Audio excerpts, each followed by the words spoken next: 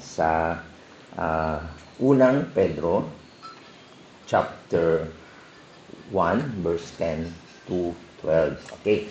Nangyari po na pakinggan po natin ito at kung meron kayong banal na kasulatan ay buksan niyo po ito sa 1 Peter at kung wala po ay sundan niyo po ako sa ating pagbasa upang marinig ito ng ating mga kapatid na nakikinig sa pagre-record ng ating mensahe. Sa verse 10, sabi po dito, tungkol sa kaligtasang ito na masusing, nagsisiyasat at nagsuri ang mga propetang nahayag tungkol sa kalooban na nakalaan sa inyo. Sinuri nila kung kailan at papaano ito mangyayari. Ang panahong ito ang tinutukoy ng Espiritu ni Kristo na nasa kanila nang unang ipahayag nito ang hirap na titiisin ni Kristo at ang karangalang tatamuhin niya. Nang kanilang ipahayag ang mga katotohanan ito, ipinaunawa sa kanila ng Diyos na ang ginagawa nila ay para sa inyo at hindi para sa kanila. Ang mga katotohanan ito narinig ninyo ngayon sa mga nangangaral ng magandang balita ng Diyos sa kapangyarihan ng Espiritu Santo na isinugo sa kanila mula sa langit. Maging ang mga anghel sa langit ay nananabik na maunawaan ang mga katotohanan ito. Ito po ang salita ng Panginoon. Gaya po sa ating pamagat ay praising God for your salvation. Ito po yung sinasabi po sa verse 3 kasi sabi nga po diyan na pasalamatan natin ang Diyos at Ama ng ating Panginoong Jesucristo. Bakit po? Kasi po, nahabag nga po siya sa atin. Diba? Binigyan niya tayo ng bagong buhay. Okay? At sa pamamagitan po ito ng pagkabuhay na muli ni Jesus Christ mula sa libingan. At ito po ay nagbigay ng isang buhay na pag-asa. Living hope. Diba? Hindi po yung pag-asa na wala namang katuturan o hindi matutupad.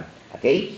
At kagaya po ng ating pinag-aaralan dito, yung tungkol sa salvation po ito ay tinatawag na salvations of our soul. Di ba? Meron iba na naligtas ako sa sunog, naligtas ako sa pagkalunod, di ba? Naligtas ako sa disgrasya, na sa aksidente, naligtas ako sa operasyon, di ba? Meron ginagamit natin yung pagkaligtas o rescue.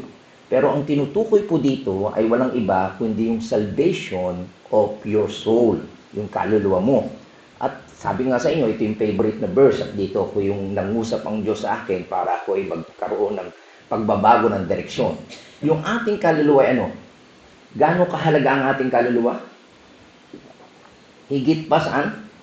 Sa kayamanan ng mundo. Maraming tao sa ngayon ay abalang-abala. Magpayaman, di ba? Magkamkam, yung mga politiko, mga corrupt, hindi satisfied sila, payamanan sila, tama? Ang sabi ng Panginoon, ano mapapala? Sapagkat sabi niya, for what is a profit if he gains the whole world? Nasa iyo na. Sino pinakamayaman sa buong mundo? Sa Pilipinas, mga bilyar C, di ba? Siguro sa inyo, sana all. Gusto nyo ganoon din, di ba? Kaya nga, all homes. Lahat may all homes, no? Pero, kahit na Pilipinas, mayaman ba Pilipinas? Hindi rin eh. Diba? Hindi lang yaman ng isang bansa. Ang sabi ng Panginoon, kahit na buong mundo, meron bang presidente ng buong mundo? Wala. Kita niyo? Sukdulan na ito. Pero yung kaluluwa niyo, mga kapatid, sana makita ninyo ang kahalagahan ng tinutukoy ng Biblia na sinasabi ni Pedro sa mga mananampalataya noon. Kasi at that time, halimbawa kung may bahay kayo, may business kayo, dahil sa persecution, iiwan nyo. Aalis kayo, pupunta kayo, magtatago kayo kung saan-saan. Tama? Pero binabanggit niya na mahalaga mag-focus kayo sa salvation niyo. Okay?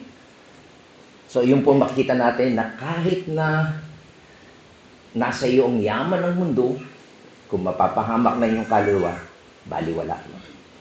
Okay? So, sa kabilang balda naman, kahit mawala yung yaman mo sa mundo, sunugin man ito na nagpe-persecute sa iyo. Okay? baliwala yan. Ang mahalaga, maligtas yung kaluluwa mo. Maliwanag ko ba yun? Yun po yung kahalagahan ng salvation na tinutukoy natin. At itong salvation nga po ito, sa ating pagbabalik tanaw, ay makikita natin ito po yung pinaka-tema ng prophet study. Sa Old Testament pa lang, pinag-aralan lang mabuti yan. Saan yung unang prophecy? Sa Genesis chapter 3, di ba? Yung ulo, sabi ng Diyos, ang ulo, ang binhi ng babae, ang siyang dudurog sa ulo ng ahas. Ang tinutukoy po doon ay yung virgin birth ni Jesus Christ. At nangyari po yun. Okay? At mula kay Moses hanggang sa Malakay, mga propeta po yan. Sila po yung ginamit ng Diyos. Pinag-aralan po nila. At ang ginamit po yan ay ang Holy Spirit. Ito po yung tema ng Holy Spirit para ma-reveal po sa atin. At ngayong umaga, sa kalooban po ng Panginoon, ay matapos po natin itong ating pag-aaral tungkol sa theme ng Apostles' Preaching. Okay? At yung pang-apat ay ito rin po ang tema ng Angels' Interest.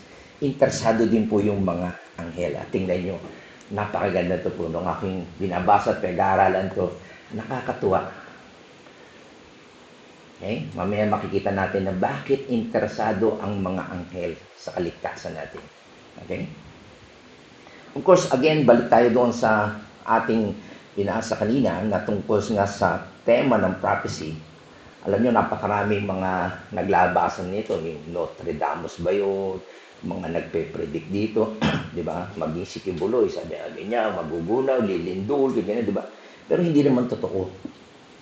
Pero makikita po natin yung mga propesiya, okay, ay mapakahalaga ito sa mga propeta. Kasi nga ito po ay dinikta sa kanila mismo ng banal na Espiritu.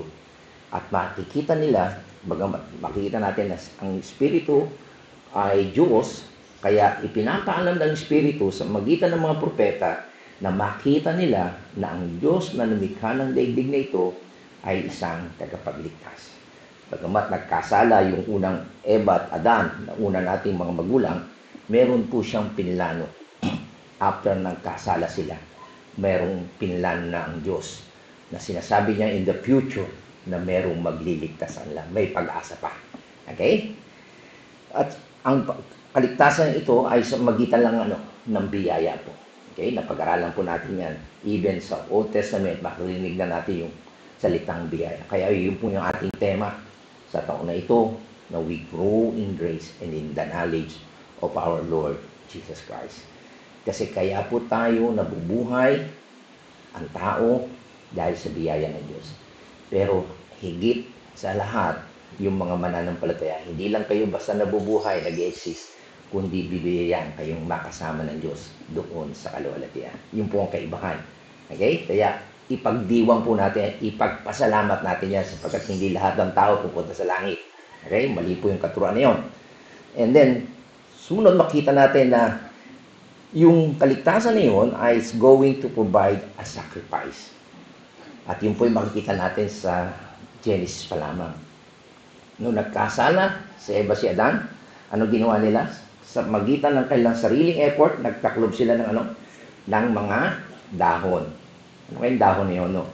Ang lalaki siguro ng mga dahon yun. Okay? Pero nasatisfy ba ang Diyos? Hindi. Pumatay siya ng hayop. At yung balat ng hayop ang ipinatay. Kaya makikita natin kay Abel pa rin. Di ba? Bakit tinanggap yung handog ni Abel? Kasi naghandog siya ng hayop. Tama? Siya yung kordero, sabi ni John. Di ba? Tama? So, yung inutos ng Panginoon sa mga Israelita, papatay kayo ng hayop, di ba? Ng tupa at yung dugo, yun po yung sakripisyo.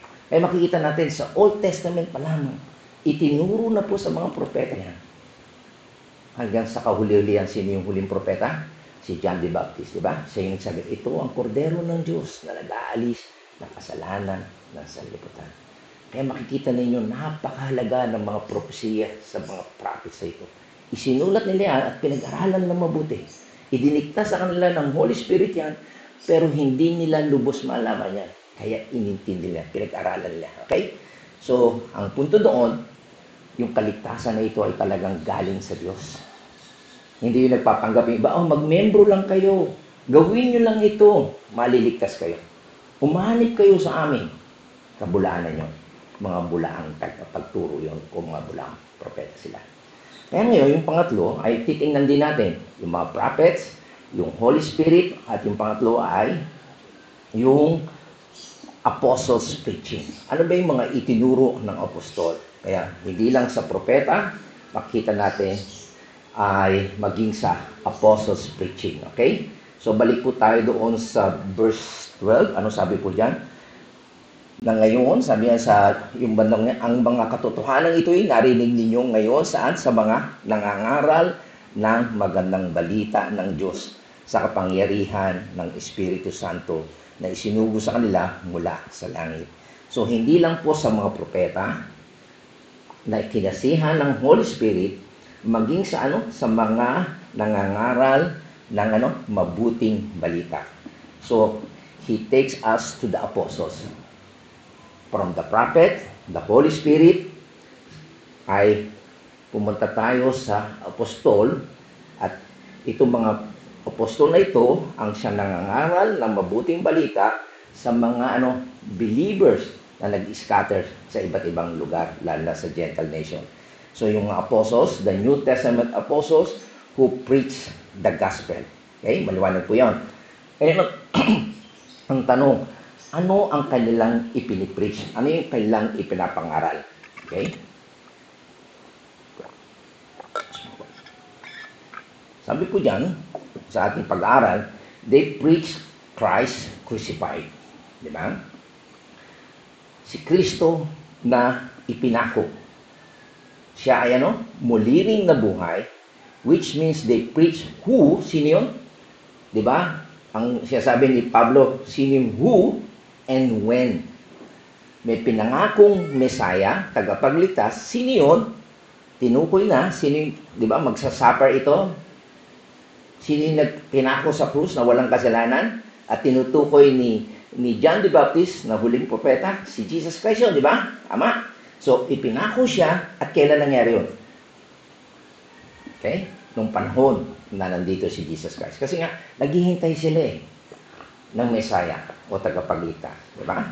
Maging ang mga Samaritano, yung babae Samaritano, may hinihintay silang Messiah. Kasi nga nakasulat yan sa Old Testament. Okay? So, yun po ang ipinipreach ng mga apostol. They preach the fulfillment, certainly, of the suffering aspect, di ba? Tiyak yun. Di ba sabi, ang Messiah ay magsasuffer, di ba? At paulit-ulit na ito, the future glory of the Messiah. Okay? So, dalawa po yung tema yung suffering ng Messiah at yung kaluwalhatian ng Messiah. Hindi lang po siya magsasuffer, kundi lololatiin din siya ng Panginoon. Okay? So, again, they preach the gospel, sabi nga ay sa katotohanan of who, maliwanag po yung who di ba? Kasi hanggang ngayon may nagpapanggap, di ba? Kaya nga may nagpapanggap na Antikristo sa yung bandang huli. I-unite niya. Pero hindi naman talaga siya ang totoong Kristo, fake na Kristo yun. Kaya kung sino yung nagpapanggap ngayon, nagsasabi at mag-unite siya sa buong mundo, hindi yun ang totoong Kristo. Kasi yung totoong Kristo o Messiah, dumating na. At nag-suffer. Maliwanag? Kaya ang katotohanan ito mga kapatid, para hindi po tayo maloko. Ito po yung ipinapangaral ng mga apostol at naisulat sa New Testament. Sino at kailan yun nangyari? Yung details ng fulfillment ng Old Testament salvation prophecy which had been announced to you through those who preach the gospel to you. Binibigyan niya ng pagpapalakas, sabi ni Peter, na yung prophecy sa Old Testament nangyari na sa panahon ninyo. Maliwanag? Kaya kahit kayo i-persecute, patayin, nakawin, sunugin yung mga property ninyo, mag-focus kayo sa salvation na binibigay ni Jesus Christ. Maliwanag? So, yung mga early preacher, mga apostol, si Pedro, at iba pang mga apostol, okay? Sila ay naglakbay sa iba't ibang lugar. Lalo na si Pablo, the last apostles, makita natin. Like Luke, si Barnabas. Maliwanag? Sila ay nangaral ko sa isang lugar. Ibinigay lang kailang buhay para ipangaral ang mensahe ng Panginoon, di ba? They preach the gospel. Hindi niya pinipreach yung social justice, lalo na sa Amerika. Yung social justice na black and white, di ba? Mga ganyan. Kaya nagre-rebelde sila. Hindi. Nakakalungkot sa church. Yun ang ipinapangaral. Prosperity gospel. Hindi nila pinreach yung iniquity of poverty para ikaw ay mawala sa kahirapan. O kaya naman ay ma-abolish yung slavery nyo sa Mediterranean world. Hindi nila ipinangaral yun. Kundi ang kailang pinangaral ay walang iba, they preach the gospel. Dito naubos, ginugol nila ang kailang panahon ni Pablo hanggang sa sinabi niya nga ito. Sabi niya, I am determined, okay, to know nothing among you except Christ, Him crucified. Okay? Yan po ang kanyang mensahe na ibinibigay. Sa Tagalog, sabi nga, that's the message I ever have to give. Yan lamang ang aking ipagbibigay sa inyo. Sabi niya, sapagkat aking ipinasya, walang malaman anuman sa gitna ninyo, maliban na si Kristo, Yesu Kristo, at siya napako sa krus. Wala akong ibibigay kong kwento sa inyo. Hindi social justice, hindi prosperity teaching, hindi health, wealth. Ganyan ang pangangaral ngayon. Kundi si Kristo na siyang ipinako sa krus. That's the gospel. Bakit? Bakit yun ang pinapangaral ni Pablo? Sabi niya, kasi I am not ashamed of the gospel of Christ. Kasi ito yung kapangyarihan ng Diyos sa kaligtasan. Makita niyo, we praise the Lord. Purihin natin ang Diyos sa kaligtasan na ito. Itong mga apostol na ito talagang binuhos nila ang kailang buhay. At alam natin si Pablo, dati siyang si Saulo. Ang mga nangangaral ng tungkol kay Kristo, pinapatay niya yan. Alang-alang sa kanyang relihiyon. Pero nung na-born again siya, binago siya ng Diyos, kinalimutan niya yung kanyang paniniwala, yung tradisyon niya. At yung in-embrace niya si Jesus Christ. Kaya sabi niya, hindi ko kinahiya ito. Kung dati pinapatay ko, nangangaral ng mabuting balita, ako hindi nahiya. Kahit ako batuhin, i-persecute nila ito. Bakit? Ito ang kapangyarihan ng Diyos para sa kaligtasan ng bawat sumasampalataya. Una sa Hudyo, gayon din sa Grego. Kita niya? Nung wala pa siyang pananampalataya sa Diyos, hindi pa siya nare-regenerate ang Holy Spirit. Siya yung nag-uupos. Tama? Nakita niyo? Pero nung naliwanagan siya ng banal na Espiritu, ang sabi niya, wala akong ikukwento, wala akong ipapangaral sa inyo, maliban si Kristo na ipinako sa krus. Kasi ito yung kapangyarihan ng Diyos para sa ikaliligtas ninyo. Again, sabi ko sa inyo, hindi ko kayo tuturuan ng networking para kumita kayo. Kasi sabi ng Biblia, ano mapapala nyo? Yumaman man kayo kung kaluluwa nyo may mapapahama. Bali, wala yung pangangaral. Maliwanag po ba? Kaya huwag kayong magsasawa, maipangaral ang Ebanghelyo. Diba? At kaya yun po ang ginagawa ng mga apostol. They gave their lives to preach the gospel. Sana ganoon din po tayo. Ibigay din natin ang ating buhay sa pangangaral o pagbabahagi ng Ebanghelyo. Naubos ang kailang buhay, yung kailang panahon at lakas sa Ebanghelyo. Sapagkat naintindihan nila ang fulfillment because they were there, nandun sila, they were eyewitness. Okay? Again, ulitin ko, paganda po yung ituro ng isa sa si Pastor Noel, ang mga authority po ng mga propeta noong araw sa Old Testament, thus says the Lord. Ito ang sinabi ng Diyos. Ang mga apostol po, sila, ang authority nila, galing sa Diyos. Kaya, we have seen and heard. Nakita na ang physical na mata at narinig namin. Tayo mga kapatid, hindi natin pwede sabihin, thus says the Lord. Hindi na nagsasalita ang Diyos sa atin direkta. Hindi rin natin pwede sabihin, nakita ko at narinig ko sa Panginoon. Hindi. Nasusulat. it is written. Maliwanag? Okay, gusto ko lang pong i-reiterate yun. At makita natin, si Peter, sila ay eyewitness sa kaluwalhatian ng Diyos. So, he was even an eyewitness of the coming glory. So, nakita niya mismo si Jesus Christ nung nabubuhay. At gayon din, okay, sa magitan ng Holy Spirit, nakikita niya yung coming glory na mangyayari in the future. Gayon din si James at maging si John na kanyang kapatid. At yung ibang mga alagad ay sila rin ay sabi sa inyo, eyewitness of His resurrection. Nagpakita, tama? Makikita niya yung listahan niya sa 1 Corinthians chapter 15 kung kanino-kanino siya nagpakita, tama? Okay.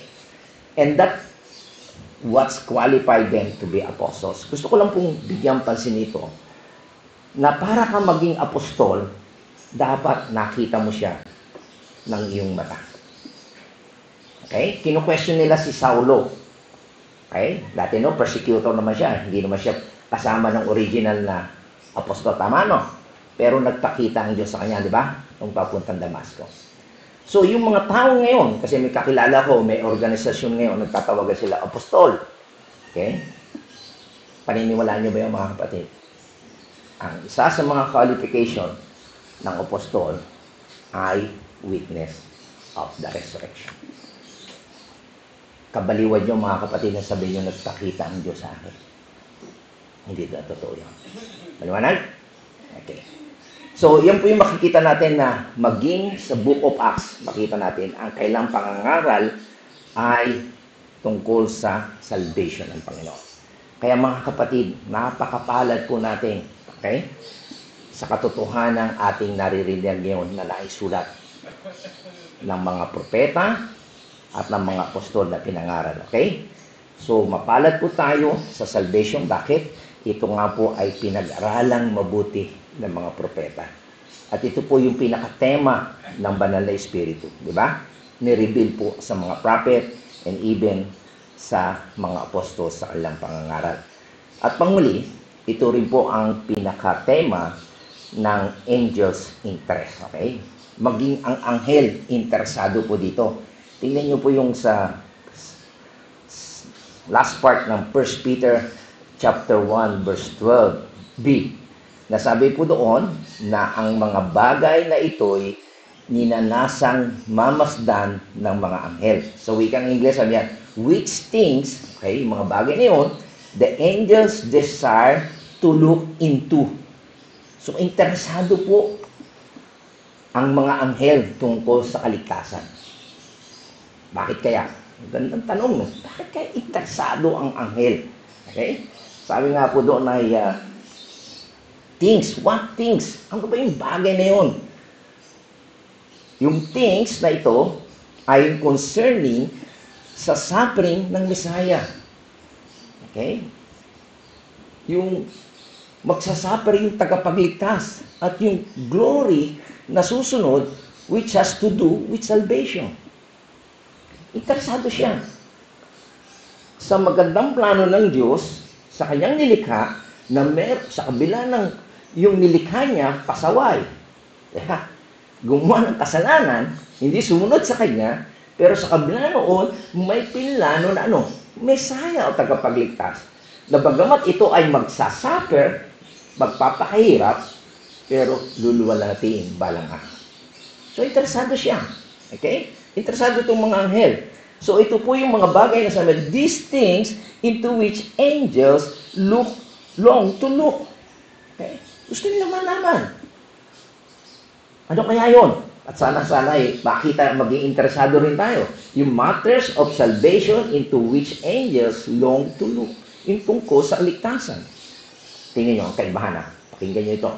Ang mga propeta, naiintindihan nila ang kaligtasan. Bakit? Kasi ang anghel, hindi nila naiintindihan nyo. Kasi hindi sila makasalanan. Ang propeta, makasalanan.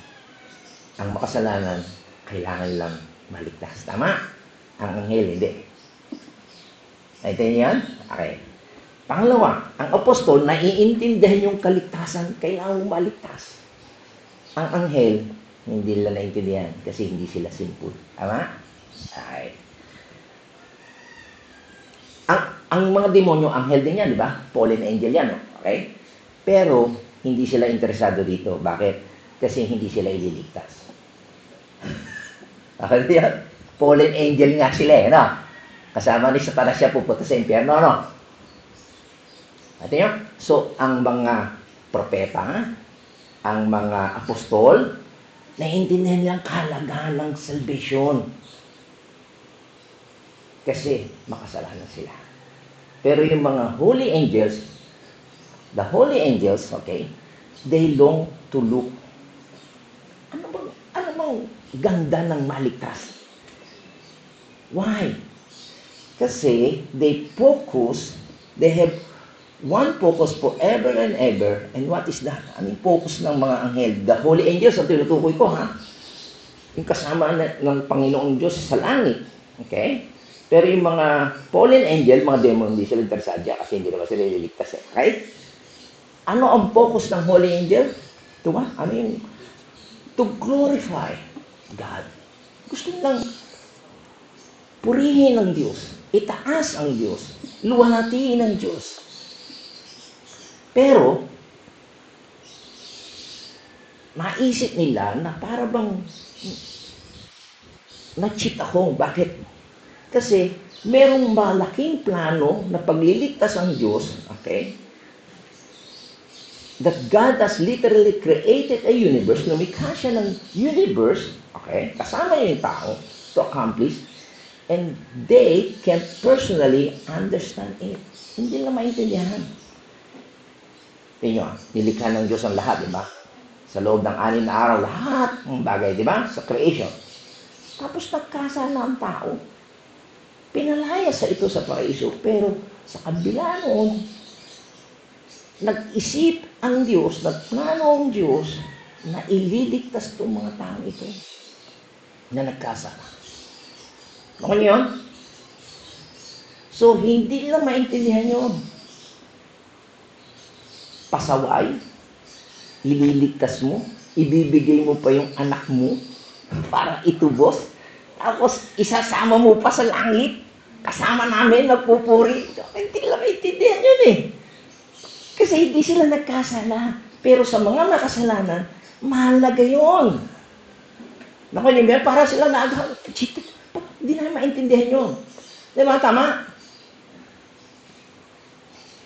So, sabi dito sa Greek word, yung word na they long, epitumoeo, okay? Parang negative word yun. Kasi may ibig daw po sabihin nyo na evil lust, yung masamang hangarin. Pero ang punto po dito, yung passion nila, yung paghangad nila, yung eager, strong, overwhelming, overpowering impulse and desires that isn't fulfilled, hindi pa nangyayari. Yung gustong-gusto mo, maintindihan, kasi hindi po ba nararanasan. Diba? Ako niyo ba yun? So, yan po yung damdamin ng mga anghel. Meron silang desire na malaman in future. Okay? Ito po yung tinatawag na unfulfilled longing to get in, to understand it. Hindi pa natutupad yung kaluwalhatiang mangyayari. Nakasama ng Diyos yung mga makasalanan na tinubos ng Diyos na makakasama nila doon sa langit. Hindi na maintindihan yun. Kasi nga hindi sila makasalanan. Tama niyo ba yun? Kapag hindi mo naranasan, parang hindi ko maintindihan yan. Di ba? Ano ba, kung ikaw ay babae, wala kang asawa, wala kang anak, hindi mo maintindihan yung hirap ng yung magpadede, yung mga mag-alaga. Ako nakikita ko sa anak ko yung kanyang yung pagmamahal sa bata. Ako nga, lolo. Sarap na sarap akong alagaan yung apo ko. Pero iba pa rin yung talaga sabi, iiwan daw. Walang dede walang data si lolo. Pwede kang bantayan, pero hindi kita padedede. Di ba? Kasi wala naman ako doon. Ako yung punto ko. Ang mga anghel hindi na maintindihan yung kaluwalhatian, yung kagandahan ng plano ng Diyos sa pagliligtas sa mga makasalanan, tapos isasama sa langit kasama niya. Meron ding word na ginamit, yung paraskupsi. Literal means to stretch forth your head, your neck, and to bend down. Talagang nagsisiyasat sila. Itong word na ito, na paraskupsi, ay ginamit din, okay? By the way, sabi ni John MacArthur, ang mga anghel daw ay wala namang leeg. Okay? Metaphor. Pero yung word na yun ay ginamit din to describe Peter and John nung sila, di ba, nagtakbuhan si Peter and John, takbo sila, no? Sabi, nabuhay na muli si Jesus Christ. Ang ginawa nila, pumasok sila sa tomb. Hinahanap talaga kung meron. Ganon sila. Interesant. Sinisiyasan nila. Ganon din ka-excited ang mga anghel. Okay? Ini-stretch nila yung kanilang spiritual leg para malaman ang ibig sabihin nito. Yung bagay tungkol sa suffering ng Messiah at ang kaluwalhatian ng Diyos. At yung pagliligtas niya. Okay? Ngayon ang tanong, why do they care? Bakit nga ba nagmamalasakit ang mga anghel? Alam naman natin na sila'y involved. Alam nila na yung plano ng Diyos sa pagligtas. Okay? Maging ang demonyo ay yung mga fallen angels about the plan. Kasi ang demonyo alam kung sino si Jesus Christ. Okay? Pero ang tinutukoy po natin, yung holy angel, they knew why he came. Then, di ba? By the way, the demons. And also, the holy angels, alam din nila. Okay? Bakit natin nasabi yan? Kasi alam naman natin, ang holy angel, ang ginamit ng Diyos para sabihin darating na ang Messiah. Tama? Tingnan natin kung ano sinabi ng Bible. Kailan natin nakita sa Luke chapter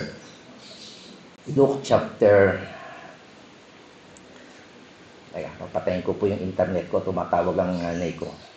Okay. Nasa Australia na po at siya. Okay. So sabi po dito sa Luke chapter 1 verse 13, okay?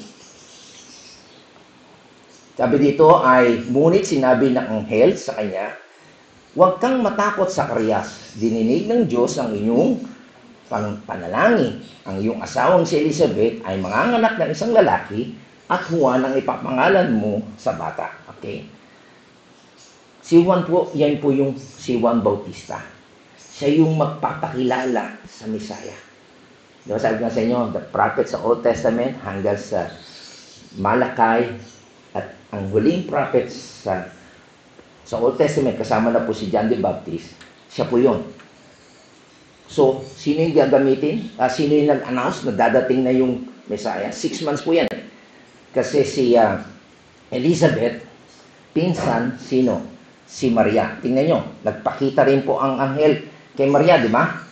At ang tagapagbalita niya ay may pangalan yung anghel, si Gabriel. Nang ika-6 na buwan ng pagdadalang tao ni Elizabeth, ang anghel na si Gabriel ay isinugo ng Diyos sa Nazaret na isang lungsod sa Galilea upang kausapin ng isang dalaga na ang pangalan ay Maria. Siya ay nakatakda ng ikasal kay Jose, isang lalaking buhat sa angkan ni Haring David. Lumapit ang anghel sa dalaga at binati ito, "Magalak ka, ikaw ay lubos na kinalulugdan ng Diyos, sumayo ang Panginoon." So makita nyo, interesat, alam ng Diyos, alam ng mga anghel, ang plano ng Diyos tungkol sa prophecy na yung Messiah. At ang magpapakilala ito ay si Juan at ipapanganahan ng babae. At yung nga yung prophecy sa Genesis chapter 3 verse 15. Nakuha niyo po ba? Okay? At maging ang anghel sa niya nung tinetempt si Jesus Christ, 40 days na hindi siya kumain, 'di ba din? Tinukso siya ng demonyo, 'di ba? Ano sabi diyan? Sa Matthew chapter 4 verse 11, pagkatapos iniwan na siya ng diablo, dumating naman ang mga anghel at siya'y pinaglingkuran niya. So makita natin yung presence ng anghel nung nabubuhay si Jesus Christ. Natin niya? Angels who ministered to Jesus at His temptation. Okay? So, ang angel talaga, ang holy angel ay involved talaga, interesado tungkol sa pagliligtas na plano ng Diyos. Okay. Ito naman, yung tungkol naman sa sitwasyon na malapit na siyang pinagkanulo na, ipinagkanuno na siya ni Judas at maraming gustong dumakip kay Jesus Christ. At ang sabi ni Peter, parang si Bonifacio, taga siya, taga, no? Ano, kita niyo ang ganda ng sagot ni Jesus Christ. Hindi mo ba alam na kung hihingi ako ng tulong sa aking Ama ay ano, padadalhan niya ako ng ano, 12 batalyong mga, imagine yun, isang salita lang ng Panginoon. Kaya Peter, wag mo akong pagtanggol. Kung kailangan akong padakip, mamatay, kailangan kong mamatay. At kung ililigtas ako ng Diyos, hindi isang batalyon 12 battalions of angels. Ganyan yung kaimbog ng Diyos. O yan.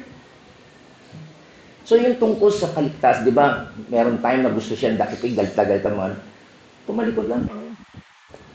Kung hindi niya ibibigay ang kanyang buhay, hindi niya madadakip. Even ito, siyempre, natural ni Peter, nagyayabang siya. Pagtatanggol kita. Huwag sa taba.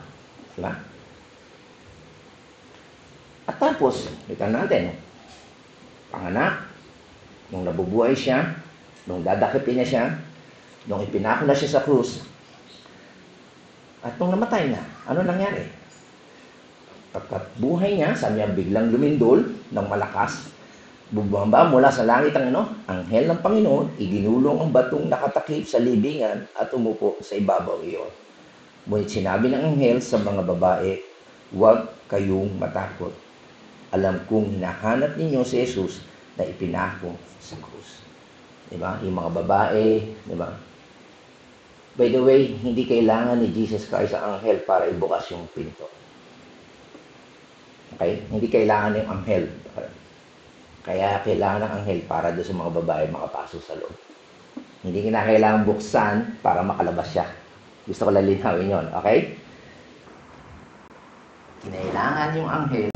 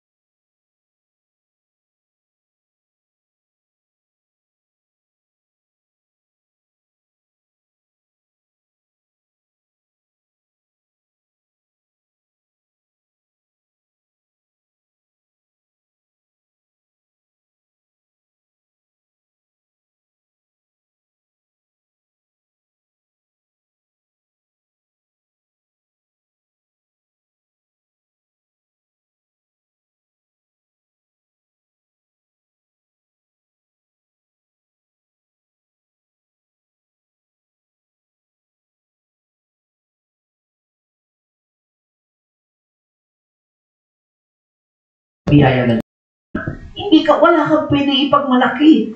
Kundi sa habang labit Diyos, Panginoon, di ako karapat dapat. Bakit ako nakarating sa langit? Alam mo ang buhay ko? Kaya iba yung gala. Pantindihan nyo? Higit tayong naiintindihan natin yung kaluwalhatian ng salvation kaysa sa mga anghel. At alam nyo ba, ito nagmamalaki ang Diyos, okay? Dini-display niya yung kanyang kapangyarihan sa church sa mga anghel. Kumbaga, halimbawa ako Diyos, ito yung mga anghel. Okay, nawa, yan yung mga tinubos ko. Yan yung church na talagang minahal ko. Tingnan nyo, ano sabi sa Bible? Every time na isang sinner ay na-convert, nagsisi, anong ginagawa ng anghel? Pinadadagdag sa langit. Sinasabi ko sa inyo, kayo hindi lang kagalakan ng mga anghel ng Diyos. Sa tingin nyo ba, ang anghel lang nagagala? Pati Diyos, di ba? Dahil sa isang makasalanang tumalikod sa kasalanan. Kung babasahin niya sa Luke, no? Nag-umpisa yan sa lost coin, lost sheep, and the lost son. Pansinin nyo, sa lahat ng parable na yun, ano ginagawa ng mga nakatakbo? Nagsasaya. Kaya ipinagmamalaki ng Diyos sa anghel, yan, pinili ko yan. Sa kabila ng makasalanan niya. Nagsisi yan. Ito. Ano kaya? Kaya, yung makasalanan kahit na sino makasalanan. Even si Pablo, si Saulo, ako ang pinakamasama.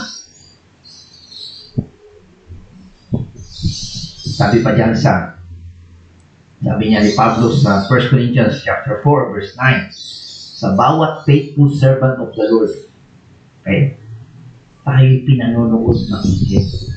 Kaya, sa verse 9, sabi, sa palagay ko, kami mga apostol ang ginawa ng Diyos na pinakahamak sa lahat. Imagine mo, gano'ng kakumbabaan si Pablo. Pinakahamak daw sila. Hindi siya nagmamayabang kasi kumbaga sa ranking sabi ng Panginoon, apostol, di ba? Tama? Pero sabi niya, pinakahamak lahat ng mga tao. Kasi ano niya persecutor siya. Tama? Ako ba? Ang katulad namin ay mga taong nahatulan ng kamatayan. Bound to death penalty. Tama? Pero sabi niya, isang panoorin para sa salibutan ng mga anghel at ng mga tao. Ibig sabihin, itong mga lingkod ng Panginoon, pinagmamasdan niya. Ipinangangalandakan ng Panginoon. Okay? Nagkasala, nag-repent. Hindi lang yan, naglingkod pa sa akin.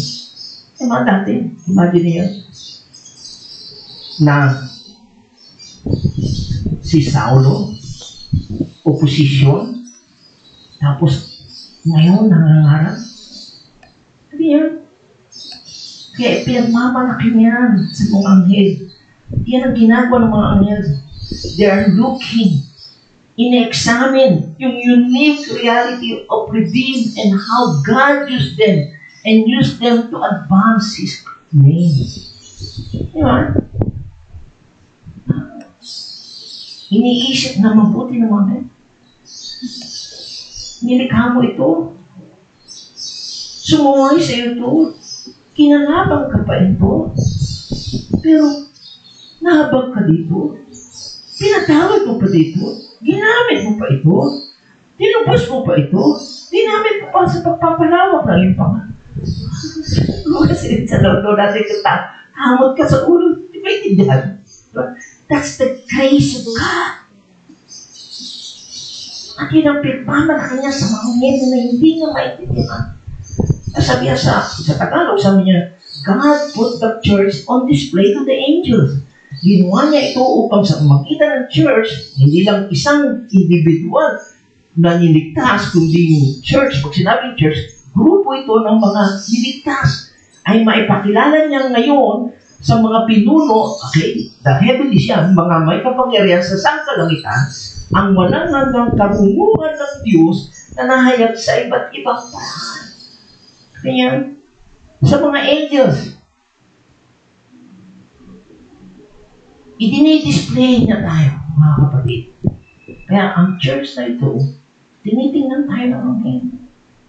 At ipinagmamalaki tayo ng Diyos. Itong mga tao itong makasalanan. Kahit sila makasalanan, kinabaglan ko sila. At natutuwa ang anghel. Why? Bakit sila natutuwa? Kasi idinidemonstrate ng Diyos ang kanyang katangian. At ano yun? Yung kanyang grace o biyaya. Yung kanyang mercy o habag sa atin. Yung kanyang compassion. Yung forgiveness o papatawad.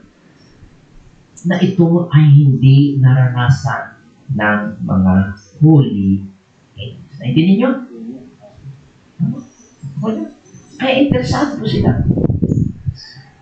Kaya sana maintindihan nyo kung kano ang ibig sabihin ng inyong kaligtasan.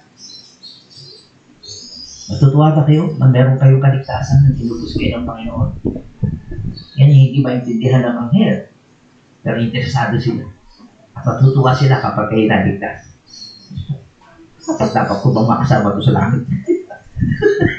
Alam ko naman ang ginagawa nito.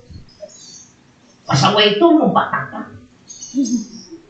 Lasinggero ito. Basugulero ito. So, pinahabagan sila ng Diyos. At binigyan ng pagsisisi. What a salvation. Kaya sana makita natin na ito'y talagang pinaggugulan ng panahon ng mga propeta. Ito ay binigyan ng malaking pansin ng Holy Spirit para kasihan ng mga propeta at ang mga apostol ay bigay na kailang buhay para sa pangangaral na ito at maging ang mga anghel ay nagbigay ng kailang buhay para malaman, anticipate yung pagliligtas na ginagawa ng Panginoon. Ang tanong ko ngayon sa inyo, how about you? Nag-uukol ba kayo ng panahon para purihin natin ang pasalamatan ng Diyos? This is the reason why we are going to church, mga kapatid. Kung talagang alam mo na niligtas ka ng Panginoon, hindi mo siya kalimutan. Dapat everyday we praise God. Pero ang sabi na ng Panginoon, once a week na lang mag-gather kayo as a church. Pero sana huwag niyong katamaran. Tapos, magkatala kayo. Kasi, di ba, pag kayo nanood ng sine o may karanasan, gusto nyo, may kakwentuhan, tama po ba? Ano ba? Ay, kumana ko ito. Baka naman sabihin dito. Salta ka na salta. Diba? Masarap yun kapag may naranasan mo yung pagliligtas mo, buti yan, i-share mo yan sa iba. Tama? So, dapat din tayo, hindi tayo tumitigil. Kahit na paulit-ulit tayo, masarap yun, mas pinupuri natin ang Panginoon ng kaligtasan na ginagawa niya sa atin. So, tandaan natin, ito ang dahilan kung bakit pa tayo narito sa mundo. Okay? Kailangan mag-focus ulit tayo sa kaluwalhatian na binibigay ng Diyos sa ating kaligtasan. Kaya huwag kayong mga padala, mga kapatid, sa mga katuwang mali ng mundo nito.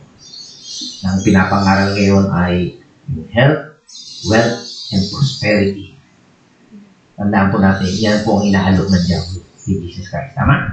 Sa John chapter 4, sa Matthew chapter 4. Tama, no? Diba? Nung tinukso.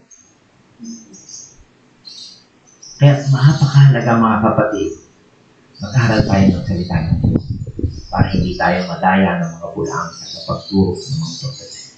Ang pakinggan natin yung tamang propeta na sinabi sa Bible, sa Old Testament. Pinagkaroon na mabuti. At walang kaligtasan maliban kanino? Kay Jesus Christ. Kaya kung sino yung reliyon na nagsasabi ng ibang kaligtasan maliban kay Jesus Christ, hindi totoo yun. Okay? So, wag po tayong madaya. Ngayon, mga kapatid, kung ikaw naman ay nakaranas ng tunay na pagliligtas ng Panginoon, ikagalak mo yan. Kahit deprived ka sa mga material na bagay, okay? Huwag mong hangarin ang yaman ng mundo nito. Huwag hangarin mo yung kaligtasan ng iyong kaluluwa. At yun ay pagmamalaki mo. At ipapasalamat mo sa Panginoon. Okay? So, just a personal, makita natin testimony kung nga sabi ko sa iyo, ang lahat ng aking mga kapatid ay nasa abroad. Ang nanay tatay ko nasa abroad. Ako na lang iwan dito. At hindi ako natutuson sabihin mo, yun ang hangarin mo. Sabi pa nga ng nanay ko, mag-travel kayo sa Europe. Sino may sabi sa inyo mag-travel? Siguro wish niyo na mag-travel sa Europe. Diba? Never kung wish yun na mag-abroad. Na mag-tour. Hindi ko hangarin. And even yung pagbata dito yung kapatid ko, most of the time ako kasama sa grocery, SNR, nung araw, sabi sa inyo, matutuwa ka, Sana isama ko kayo sa SNR siguro. Tutuwa kayo, para sa pamilya. Alam niyo sa akin, wala. Nakatulak na lang ako, kaya nag-aalaga ni sa akin. Masaya na. Wala yung, ang gusto ko lang ipunto ko dito, yung iba na sa gusto, di ba? Pag bata ka, chocolate, di ba? Pag meron mga balikbayan ko, uwian mo ba chocolate? Ngayon hindi na, gamot na, pang matanda ka na, o pang rayuma, pang vitamin, nag-iiba na, yun lang po to, okay? Pero mga kapatid, kahit wala po mga bagay na material, ang mahalaga ay kaligtasan ng iyong kaluluwa. Masaya po. At kung ako naman ay bibinayaan ng Panginoon ng material na bagay, trabaho, skip, ibinabahagi ko po yan. Diba? Kaya gamitin po natin ang ating buhay. Bakit talagang totoong ililigtas tayo ng Diyos, gamitin natin ang buhay natin. Matalagang ngayon pa lamang nasisyon na natin na meron tayong kaligtasan at natutuwa tayo na ibahagi ito sa ibang mga tao. Okay? Si Jong po ay may kwento ko lang, lagi po siya nandun sa bahay, ngayon nagagawa. So yung mga blessing po na meron kami ay sinishare ko po sa kanya. At sinasabi ko sa kanya yung mga mali na hindi tama. Diba, magdadrive ka, wala kang lisensya, hindi tama yun. Kaya purihin po ang Panginoon yung e-bike na hindi ginagamit sa amin, ginagamit namin. Para hindi po siya gumawa ng pagkakasala. Ako niyo po ba yun? Kapag totoo kang mananampalataya, hindi mo hahayaan na ang tao ay magkasala. Yun po ang totoo. We are living in righteousness. Yan po yung ating pag-aaral sa susunod. Kapag talaga tayong mananampalataya, totoo, may salvation na tayo, paggawa, hinihintay pa natin yun, tayo, masaya rin tayo.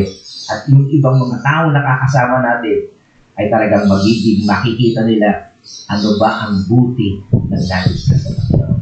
Ngayon pa lamang, nakikita na nila ang kaluwalhatian ng Diyos sa ating buhay. Maliwanag po ba? So, pasensya na po kayo sa mga ilustrasyon ko. Ganon din po yun. Di ba, malibig tayo? Sana, nag-pray natin. Salamat Panginoon sa mensahe. I-apply namin. Yun po ang pag-a-apply. Araw-araw. Ano man ang iyong ginagawa, makita ang kaluwalhatian ng pagliligtas sa buhay mo at ina-apply mo sa buhay mo. Sa trabaho man, sa pakikipag-usap mo sa kapwa mo, itinutuwid mo ang mga mali. Hindi mo hinahayaan na magkasala. Kung totoo kang mananampalataya, ipambuhay mo ang kaligtasan na ibinigay sa iyo. Salamat po, Panginoon, sa pagliligtas na iyong binigay sa amin. Alam namin na ibibahagi ng iyong plano sa mundo. Na kami ay, kabila na kami nagkasala, sinuway ka, Panginoon. Ngunit nakabag ka sa amin. At ito ay gumawa ka ng plano na mamatay at magsakripisyo ang tagapagligtas na walang iba kundi ang aming Panginoong Jesucristo upang kami ay matubos, maligtas sa puot mo, sa galit mo, at sa impyerno na nakaabang sa mga makasalanan. Kaya what a relief, Panginoon, what a salvation na talagang ikaw lamang makakagawa na hindi namin kayang gawin dito sa pamagitan ng aming sariling effort o relihiyon o pagsisikap. Ito'y ginawa lamang ng aming Panginoong Jesucristo. At nakita po namin sa pamagitan ng iyong salita na nasulat at maging ang mga anghel ay talagang ginamit mo upang na-involve po sila para patunayan na ikaw na nga yung tagapagligtas at wala na ng iba. And sad to say, Lord, marami pa rin mga Hudyo naghihintay sa Messiah. Hindi ka nila kinilala. And that's the reason kung bakit nagsuffer sila, Panginoon. Kami na nakapakinig ng iyong salita, nawa sa pagitan ng iyong banal na Espiritu, naliwanagan kami. Huwag na kami maghanap ng iba pang Messiah o tagapagligtas na darating. Ikaw na yun, si Jesus.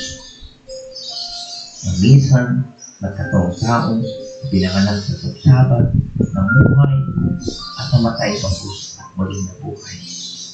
Ikaw na ang Kristo na makakabawi ng aming kasalanan.